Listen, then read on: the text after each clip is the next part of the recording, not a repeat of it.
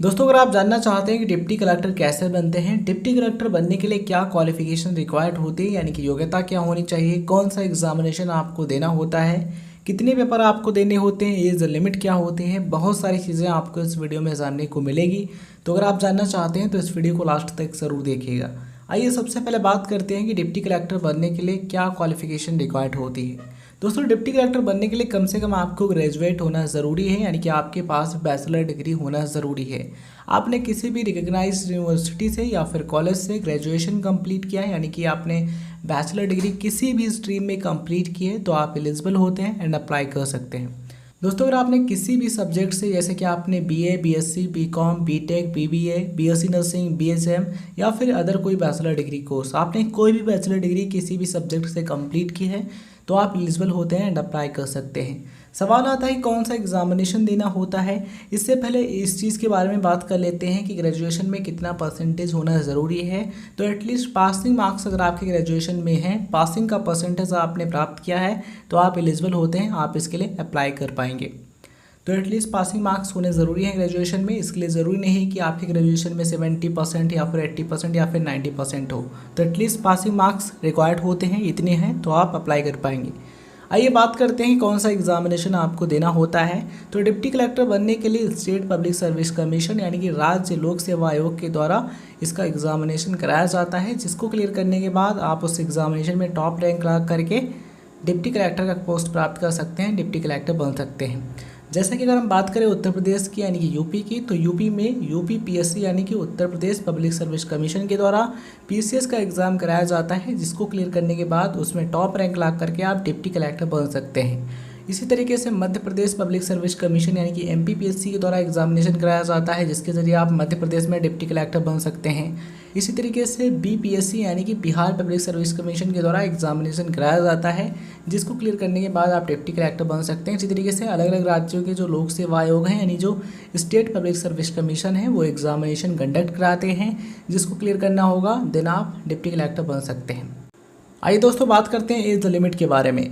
दोस्तों, अगर हम बात करें एज लिमिट की, तो एज लिमिट जो है ये अलग अलग राज्यों में अलग अलग हो सकती है, यानी कि स्टेट टू स्टेट वेरी कर सकती है।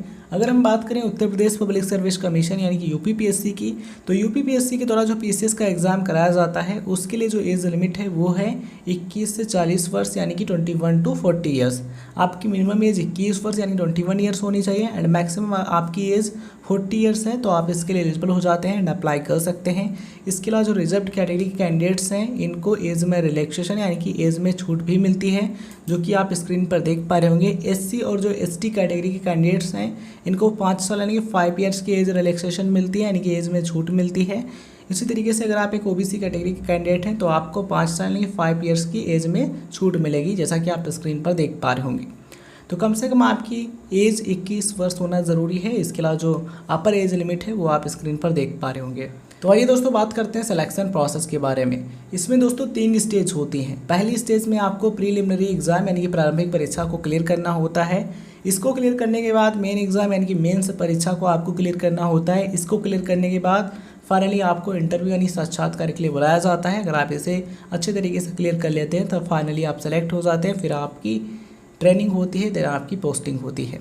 तो ये 3 स्टेज मोस्ट इंपॉर्टेंट होती हैं। इन तीनों स्टेज को आपको अच्छे तरीके से क्लियर करना है। इसमें आपको अच्छा परफॉर्म करना है, अच्छी रैंक लाना है, तब आप डिप्टी कलेक्टर का पोस्ट प्राप्त कर सकते हैं, डिप्टी कलेक्टर बन सकते हैं। तो आइए दोस्तों बात करते हैं यूपीपीएससी पीसीएस एग्ज़ाम के प्रीलिमिनरी एग्ज़ाम के बारे में। इसमें आपको 2 पेपर देने होते हैं। दोनों ही पेपर ऑब्जेक्टिव टाइप के होते हैं, यानी कि इसमें आपको मल्टीपल चॉइस टाइप क्वेश्चंस देखने को मिलते हैं, यानी कि जिसमें आपको ऑप्शंस मिलते हैं, उसमें से सही ऑप्शन जो होता है उसको आपको टिक करना होता है। तो ये दोनों पेपर क्लियर करने के बाद आपको मेन एग्ज़ाम यानी कि मुख्य परीक्षा देनी होती है, जिसमें आपको टोटल 8 पेपर देने होते हैं। पहला पेपर होता है जनरल हिंदी का यानी कि सामान्य हिंदी का, दूसरा पेपर होता है एस्से का। उसके बाद आपको जनरल स्टडीज़ के 4 पेपर देने होते हैं। कौन कौन से? General studies 1, 2, 3, 4। इसके अलावा ऑप्शनल सब्जेक्ट के 2 पेपर आपको देने होते हैं, optional paper 1 and optional paper 2। एक सब्जेक्ट आपको ऑप्शनल चूज करना होता है, उस सब्जेक्ट के 2 पेपर देने होते हैं। इस तरीके से टोटल 8 पेपर आपको देने होंगे मेन एग्ज़ाम में। अगर आप इसे अच्छे तरीके से क्लियर कर लेते हैं, इसके बाद जो लिस्ट बनती है उसमें अगर आपका नाम आता है तब आप इंटरव्यू के लिए बुलाए जाएंगे। इंटरव्यू आपको क्लियर करना होगा। अगर आप उसमें भी अच्छे तरीके से पास हो जाते हैं, अच्छे तरीके से परफॉर्म करते हैं, तो आप फाइनली सेलेक्ट हो जाते हैं। उसके बाद आपकी ट्रेनिंग होगी, देन आपकी पोस्टिंग होगी। दोस्तों इस वीडियो में हमने आपको यूपीपीएससी यानी कि Uttar Pradesh public service commission PCS exam के अकॉर्डिंग इन्फॉर्मेशन दी है।